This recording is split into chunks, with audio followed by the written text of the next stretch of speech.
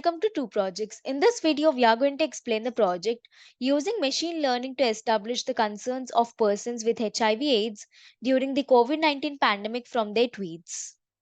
Introduction. HIV/AIDS is still a significant issue worldwide, impacting 38.4 million people.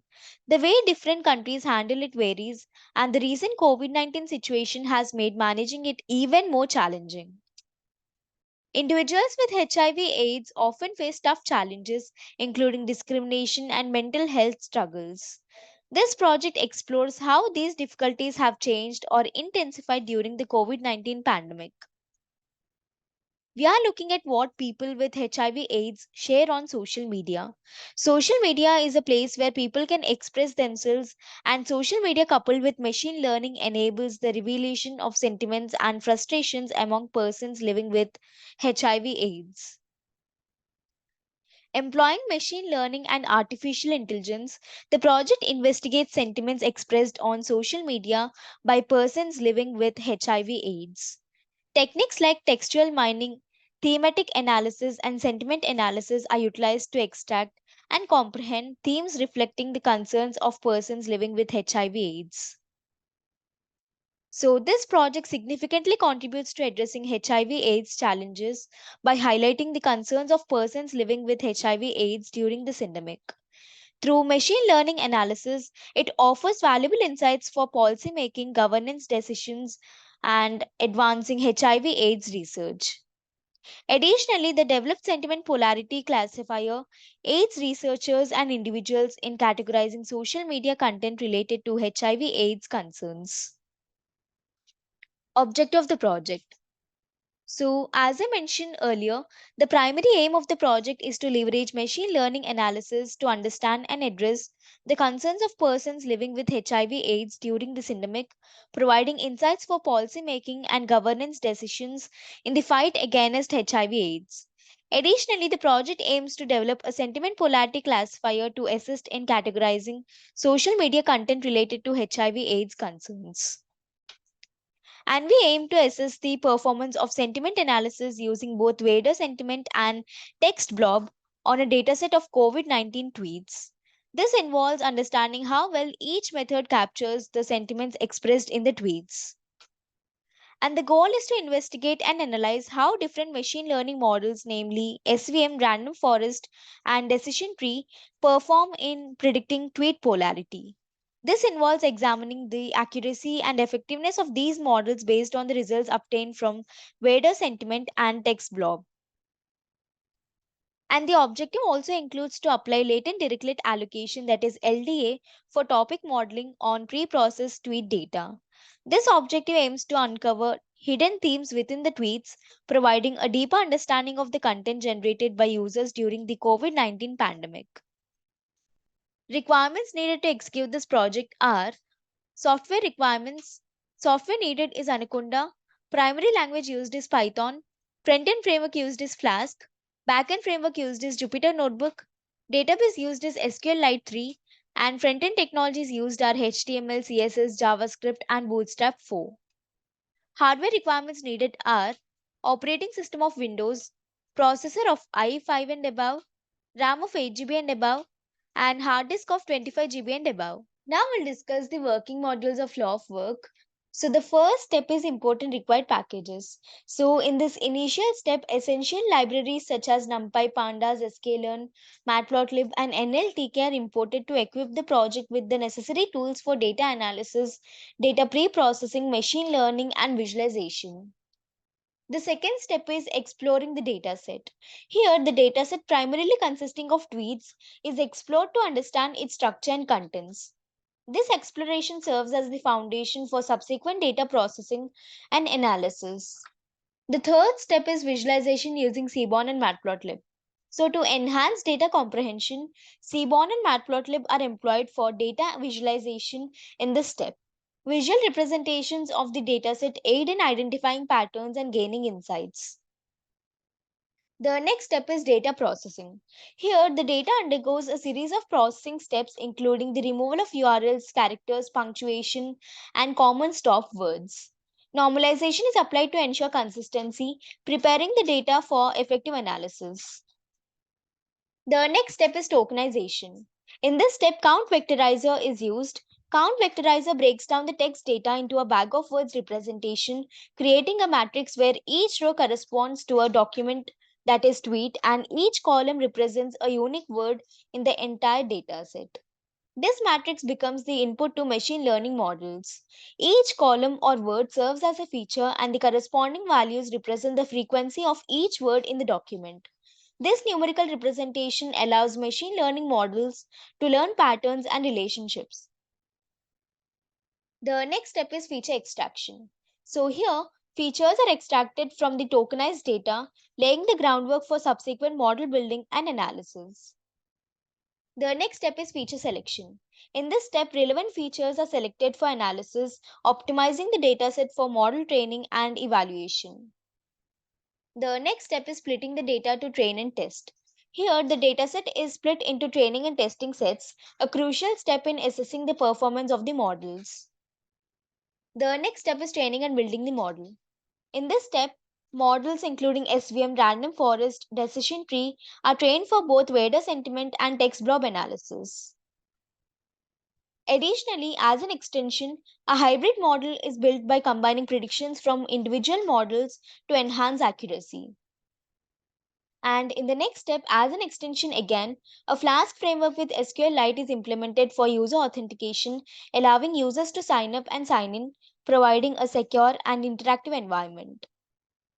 So, after signing in, users input data, which undergoes pre processing steps to prepare it for sentiment analysis and prediction. And the trained models are applied to predict outcomes based on user input, offering insights into sentiment analysis and tweet polarity. Later, latent dirichlet allocation, that is LDA, is employed to identify underlying themes within the pre-processed tweet data, enhancing the project's understanding of user-generated content. And the final outcomes and analysis are presented through the front end, providing users with a user-friendly interface for testing and analysis. This step completes the project, offering a comprehensive solution to address HIV/AIDS concerns through advanced sentiment analysis and topic modeling. Now we'll understand about the algorithms used. So first we'll understand about sentiment analysis tools used. So the first one is Vader sentiment. So Vader sentiment, a lexicon and rule-based sentiment analysis tool, is utilized for its effectiveness in handling social media specific language constructs. It scores each tweet for positive, negative, and neutral sentiments. In this project, Vader sentiment provides quick and efficient sentiment analysis, capturing the sentiment nuances expressed through emojis, acronyms, and informal language in HIV/AIDS related tweets. The next one is text blob. So text blob's pre-trained sentiment analysis model is applied to categorize tweets into positive, negative, or neutral sentiments. With its simplicity and ease of use, text blob allows for efficient sentiment analysis without the need for extensive manual feature engineering.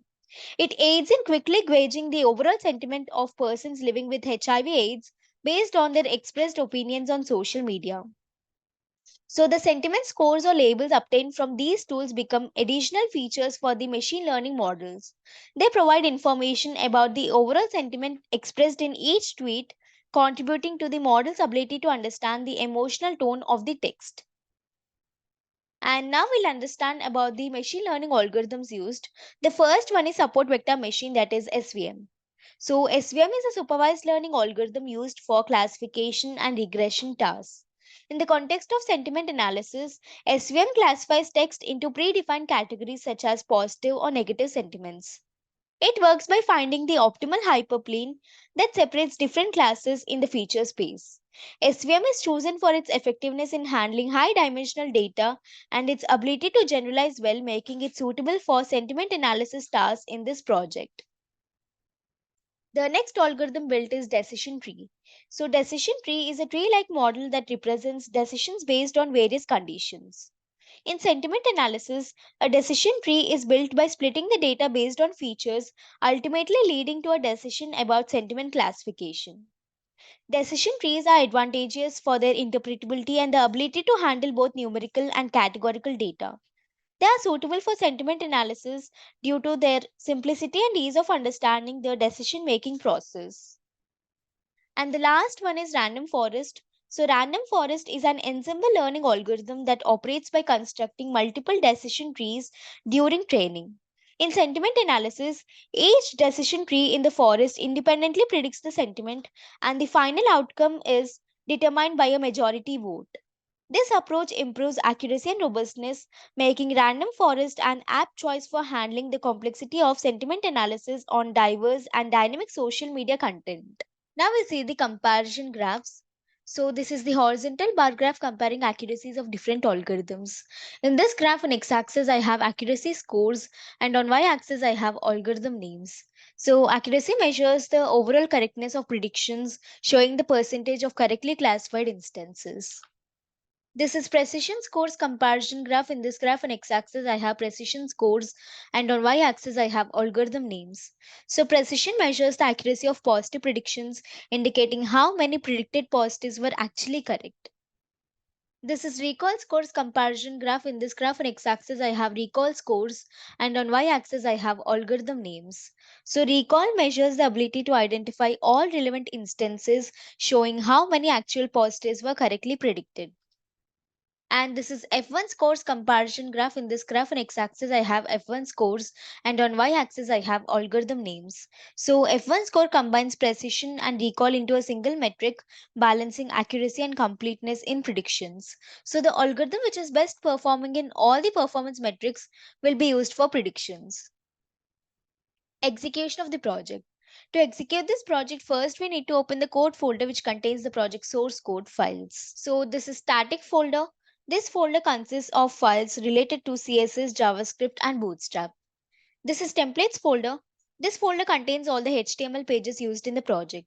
It typically includes files like index.html, about.html, etc., which represent different pages of the website. This is app.py file. This .py file contains the information related to front-end logic. It includes code written in Python that handles server-side operations such as processing user requests, interacting with the database, and generating dynamic content to be rendered in the HTML pages. And this is COVID-19 tweets dataset file in which I have COVID-19 tweets with class labels on which we will train the models. This is notebook.ipynb file. This is a Jupyter notebook file which contains a combination of code, graphs, and outputs all in one place. It allows users to write and execute code in individual cells, making it a popular choice for data science. And this is signup.db file. This file is the database file used to store user information. So now copy the path of the code folder from the address bar of the file explorer. I'm copying it. Open Anaconda prompt. So use the command cd followed by a space and paste the copied path and hit the enter button. So this command will change the current directory to the code folder's path. So now compile the app.py file using the command python space app.py. I'm typing python space app.py and hit the enter button. So this command will execute the Python script and perform a runtime check for any syntax errors or logical issues. After running the app.py file, the Flask framework will host the application locally at default address, local host and port unless configured differently. Now copy the local link provided by the framework. I'm copying it and paste it into any web browser. I prefer Chrome. After pasting it, hit the enter button. So the home page of the project has been displayed in the browser. This is the front end built using Flask framework. So here we can see a sign up link, click on it. So if you are new users, we have to register first. Fill in all these details and click on sign up button to register. And if we already have an account, we can directly log in by clicking on this link. So as I already have an account, I'm clicking on this link. So here we have to provide our credentials, username and password and click on login button. So it has redirected us to the classification page. So here we can see a enter your message box where we have to enter a message and the application will classify it as either positive, negative or neutral. So we'll try giving the message.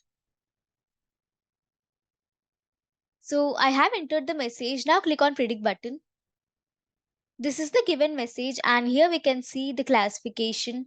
So the application has classified the given message as the tweet is negative. So here we can see the topic for the paragraph is most dependent upon. So dependent upon these words, the application has classified the given message as negative. So we'll try again, click on home link. We'll try giving another message. So I have given the message. Now click on predict button. So this is the given message and here we can see the classification. So the application has classified it as neutral. And here we can see the words dependent upon which the application has classified this message as neutral. Click on home link. We'll try again. I have entered the message. Now click on predict button. So this is the given message and here we can see the classification. So the classification is positive. And here we can see the words dependent upon which the message is classified as positive. Now click on sign out. So similarly, we can give any message and can get the classifications. So the conclusion here is the project achieves its goal by providing a comprehensive understanding of the concerns and frustrations expressed by persons living with HIV/AIDS during the pandemic. Through machine learning analysis and sentiment analysis, it uncovers nuanced sentiments embedded in social media discussions. The project leverages Vader Sentiment Text Blob, SVM, Random Forest, and Decision Tree for nuanced sentiment analysis. Furthermore, as an extension, an innovative hybrid model enhances accuracy by combining predictions from individual models, providing a comprehensive understanding of sentiments in HIV/AIDS related social media discussions. And by leveraging machine learning and sentiment analysis, the project contributes to advancing HIV/AIDS research. The exploration of hidden themes and sentiments within social media data enhances the understanding of the evolving landscape of HIV/AIDS concerns. And the developed sentiment polarity classifier serves as a practical tool for researchers and individuals, facilitating the categorization of social media content related to HIV/AIDS concerns. This aids in efficiently organizing and analyzing vast amounts of textual data. And the integration of a Flask framework with SQLite provides a user friendly interface for testing and analysis. Additionally, the application of latent direct allocation, that is LDA, for topic modeling enriches the project's outcomes, revealing hidden themes and topics within the pre processed tweet data. Thank you for watching video. For more projects, please visit our website www.trueprojects.in. For updates on latest project videos, please visit True Projects YouTube channel and subscribe.